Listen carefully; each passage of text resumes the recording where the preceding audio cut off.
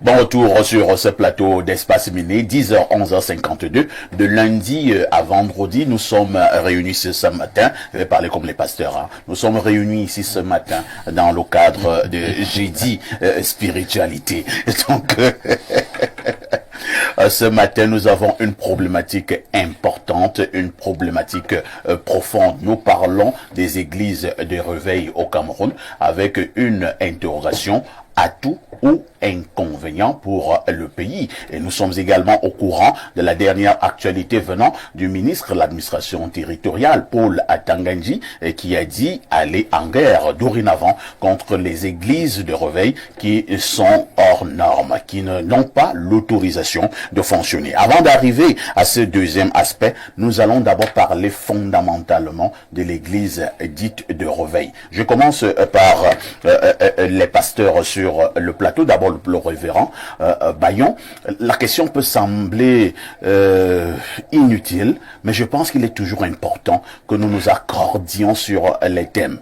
Voilà pourquoi je vous pose la question de savoir, vous allez définir en des termes simples, hein, ce qu'on entend par église. Lorsque vous aurez défini l'église, vous allez donc aussi définir l'église de réveil. Allons-y, pasteur. Bien, l'église est une communauté qui est créée par le Christ. N'est-ce pas, dans la Bible, le Christ, quand il part, il laisse 12 apôtres et il recommande d'aller dans le monde entier et de faire des disciples, de former une communauté qui suive son enseignement, qui suive ses voies et qui transmet son message.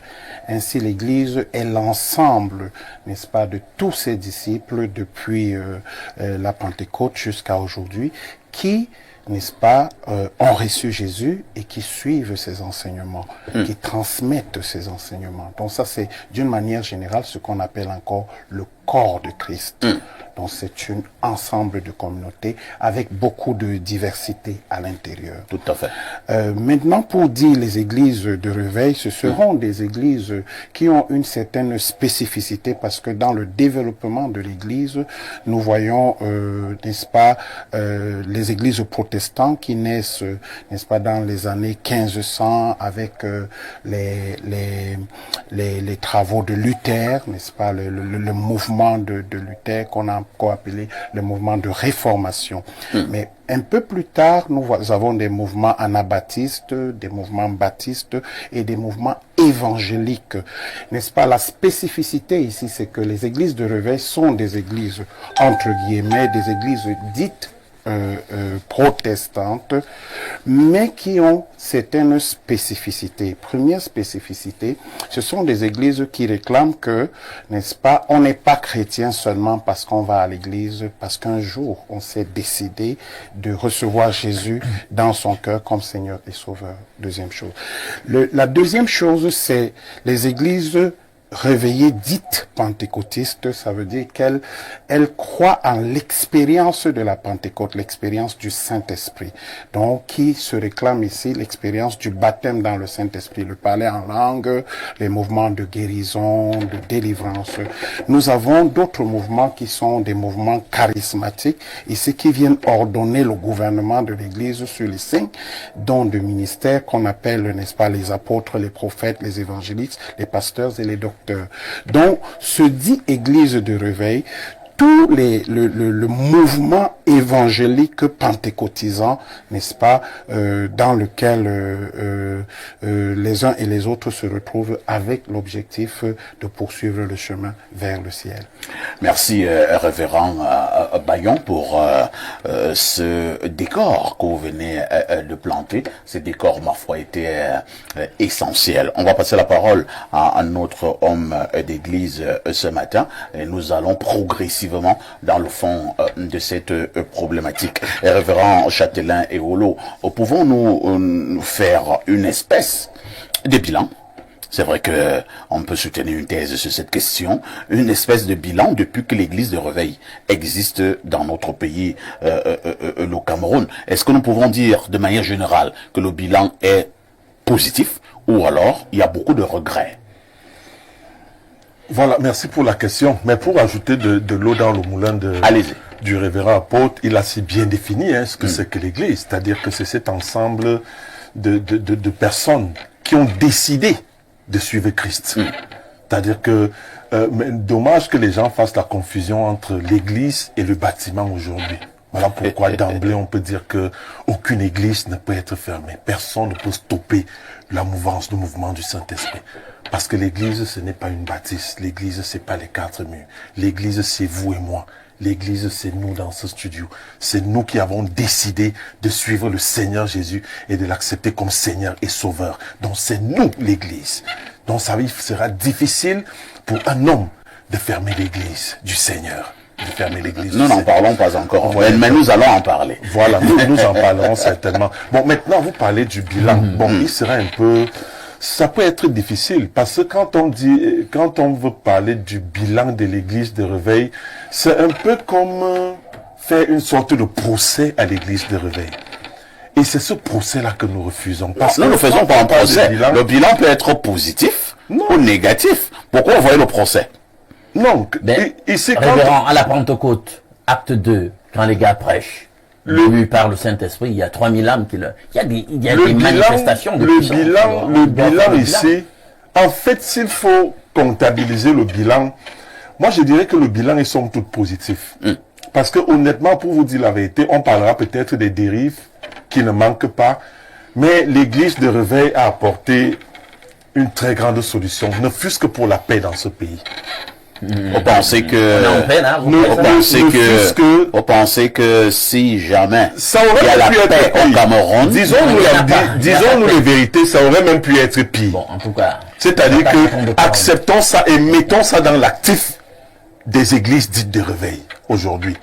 C'est-à-dire la paix, l'harmonie même entre les Camerounais. Je vous dis, vous ne pouvez pas connaître combien ces églises de réveil, combien d'efforts les églises de réveil font aujourd'hui pour le maintien de la paix. D'ailleurs, observez même tous les programmes. Vous allez vous voir prière pour la paix du Cameroun, prière pour la paix du Cameroun, prière pour la paix au Cameroun, prière pour la paix au Cameroun. Ça, c'est à mettre dans l'actif des églises de réveil. Et moi, je n'ai pas vu d'autres obédiences, par exemple, insister sur la paix. Bon, je ne sais pas trop comment ça se passe. Vous voulez dire, par exemple, que les catholiques ne prient pas pour la paix au Cameroun? Je ne vois pas. Dire que les musulmans ne prient pas pour la paix au Cameroun? Je ne sais pas ce qui se passe. Je ne suis pas musulman, je ne suis pas catholique. Vous venez de le dire. Moi, je me réclame, je revendique être membre de l'église de réveil au Cameroun. Et c'est ce que je suis. Je parle de ce qui se passe chez nous. Chez nous. Les gens prient, les pasteurs et les chrétiens des églises dites de réveil prient effectivement pour la paix au Cameroun. Et s'il y a la paix, honnêtement, je vais dire que c'est aussi grâce à nous. Je ne sais pas ce qui se passe ailleurs. Honnêtement, et en termes de bilan, qu'est-ce que vous voulez qu'on vous dise? Je ne sais pas trop ce qu'on peut parler comme bilan. Les âmes sont sauvées, il y a des campagnes d'évangélisation un peu partout, il y a le porte-à-porte qui se fait. Je pense que le bilan est somme toute positif. Vous dites que les âmes sont sauvées. Oui, beaucoup d'âmes sont sauvées. Entre-temps également, permettez-moi de vous relancer. Est-ce que vous savez, voilà, encore permettre que je vous pose une question. J'ai failli dire pasteur ici, mais est-ce que vous savez qu'entre parfait et pasteur, il n'y a pas une grande différence? Vous êtes en train de me corrompre. Est-ce que vous savez, parfait ici, que elles sont nombreuses ces personnes qui partent des églises conventionnelles tous les jours.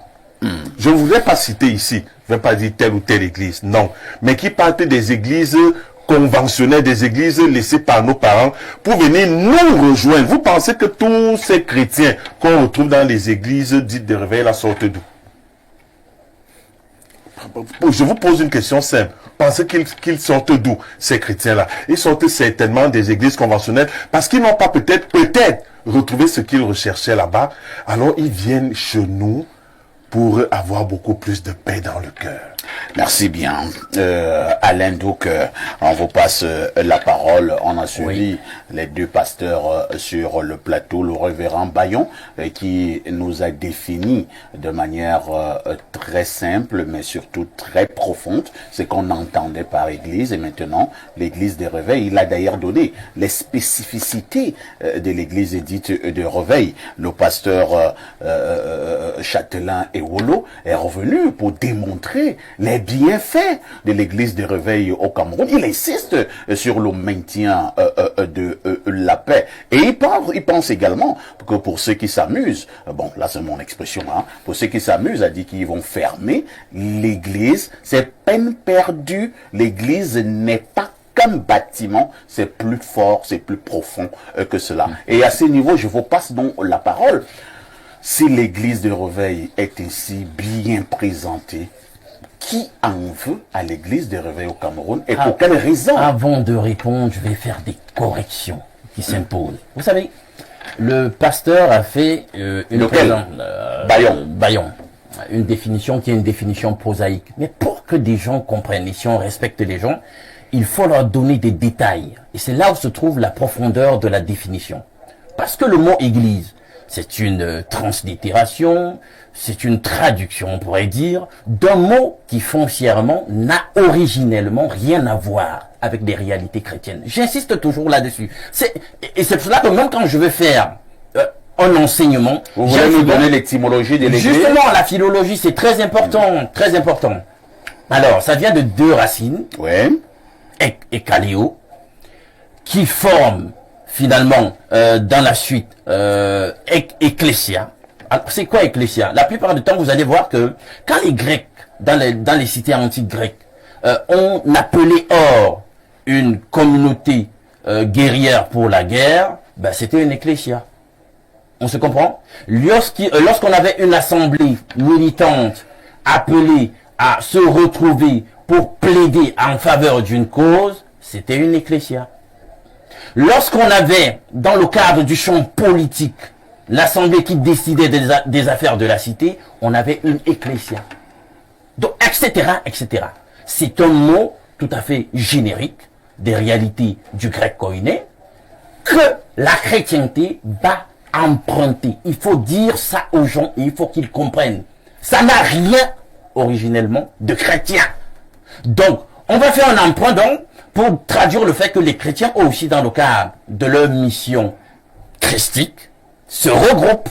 Est-ce que je me fais bien comprendre? C'est là où naît l'église. Donc c'est aussi une assemblée. Et c'est pour cela que vous pouvez entendre aujourd'hui, nous avons une assemblée, une église qui s'identifie clairement, sans hypocrisie, comme étant l'assemblée de Satan. Vous savez qu'il y a une église de Satan. Alors, le réveil maintenant, ajouté à église, vient ici marquer le fait qu'il y a dans la dynamique des mouvements de réveil nés à partir du 18e siècle jusqu'au 20e siècle aux États-Unis, il y a une série de mouvements dits de réveil religieux, etc. Vous allez remarquer que beaucoup de dénominations majeures ont été créées dans un diamètre de quelque chose comme 200 km aux États-Unis. Adventisme, jéhovaïsme, mormonisme, etc. Il y a beaucoup de dénominations majeures qui ont été créées aux États-Unis comme ça dans un périmètre de quelque chose comme 200 km. Donc il y a eu aux États-Unis un foisonnement de mouvements de réveil. Alors quelle est la spécificité de ce mouvement de réveil ici? Eux, ils disent que l'emphase doit être mise sur l'expérience avec le Saint-Esprit comme à la Pentecôte. C'est-à-dire qu'il faut ici une expression émotionnelle et de puissance dans le rapport avec le Saint-Esprit, du fait qu'on ait été baptisé. C'est pour cela que vous verrez dans leur communauté beaucoup de manifestations émotionnelles, d'agitation, c'est un type d'expérience. Et c'est un mouvement qu'on doit justement à deux personnalités, un certain Joseph Seymour et un autre appelé Charles Fox Parham. C'est né dans les années 1901 à 1906 aux États-Unis. Et je vous dis que les États-Unis, c'est le terreau de bon nombre de mouvements religieux sectaires et majeurs que nous avons aujourd'hui. J'ai essayé de vous Mais les églises de réveil ne font pas partie des sectes quand même. Non, je vous ai toujours dit sur ce plateau que tous les mouvements religieux sont des sectes. Ah bon? Oui. Pourquoi? Parce que la trame... Qu'est-ce qu'une secte? Qu'est-ce qu'une secte? Une secte, c'est un mouvement religieux qui s'est excentré de l'enseignement fondamental originel. Et qui suit un gourou. Ça, c'est le deuxième critère. Il y a un gourou, une personnalité finalement qui finit par faire de l'homme au Christ lui-même, soit un pasteur, soit un apôtre. Et c'est ça l'église de réveil. Je dis que je vous donne les critères pour qu'on caractérise une secte. On est d'accord. C'est-à-dire, est-ce qu'on respecte la doctrine fondamentale initiale, l'enseignement donné par le Christ originellement? Si la réponse est non, c'est bon. On est sur la voie pour avoir une secte. Est-ce qu'il y a un gourou, une personnalité, un prophète, un apôtre, je sais pas moi qui prend tellement d'espace et d'épaisseur, qu'il fait ombrage au Christ lui-même, à son autorité, à sa doxa, aux apôtres originels, etc. Nous sommes sur la voie d'une secte. Maintenant, la trame kabbalistique, c'est-à-dire que vous allez fouiller dans les origines. Ne restez pas dans ce qu'on vous raconte sur l'origine de ces mouvements religieux. Ils viennent d'où, effectivement? Qui les a créés? Je tiens à vous dire que le plus clair de ces mouvements religieux, et c'est là où on mange. On dit aux gens, les États-Unis c'est une terre protestante. Les États-Unis ne sont pas une terre protestante, je l'ai toujours dit à qui veut l'entendre. Les États-Unis sont une terre maçonnique et catholique. C'est une terre kabbalistique. Vous me comprenez? C'est pour cela qu'aux États-Unis, justement, jusqu'au XXe siècle notamment, la maçonnerie, par exemple, était considérée socialement comme quelque chose de totalement normal. On y adhérait socialement sans que ça cause problématique que ce soit. Donc, c'est une et quand on vous dit donc que le plus clair de ces mouvements religieux sont nés là-bas, vous devez déjà comprendre, votre cerveau doit se mettre en plan pour commencer à comprendre quel est l'arrière-plan et les enjeux par rapport à tout ça. Je vous prends une expérience lors de la naissance de ce mouvement aux États-Unis. Alors, un auteur que j'ai lu parle de cette expérience qui a été vécue. Ils ont insisté tout à l'heure que beaucoup des gens qui des mouvements religieux conventionnels pour les rejoindre. Alors, une expérience avait été faite. Quand ils ont commencé avec leurs manifestations émotionnelles, etc., le mouvement est né aux États-Unis, des gens sont quittés de l'église catholique pour les rejoindre. Ce qui était donc attendu, d'après l'auteur, et moi je partage l'avis de l'auteur du livre en question, c'est qu'on s'attendrait donc à ce que, comme on aime habituellement critiquer l'église catholique, etc., pour dire que là-bas c'est la perversion, machin truc, que les gens qui avaient donc quitté le mouvement catholique pour rejoindre le mouvement pentecôtiste devaient donc être régénérés. Et la manifestation devrait être quoi? Le résultat, qu'ils y restent. Or, l'auteur rapporte que ce qui s'est passé, c'est que ceux qui ont quitté le mouvement catholique pour rejoindre le pentecôtisme originellement dans cette expérience. C'est un effort de chuter à l'endo. Je chute. Ce qui s'est passé, c'est qu'ils ont fait l'expérience de ce que vous connaissez, qu'on connaît au mouvement pentecôtiste. Mais finalement, après l'expérience au milieu de ces gens, ils sont plutôt retournés encore chez eux dans le catholicisme. Et ont créé finalement le mouvement que vous connaissez aujourd'hui et qui a appelé le mouvement catholique charismatique et qui a, ma foi, vous le savez, des points d'acquaintance et des similitudes avec le mouvement pentecôtiste dans la doxa et leur conception en réalité de ce que doit être la foi.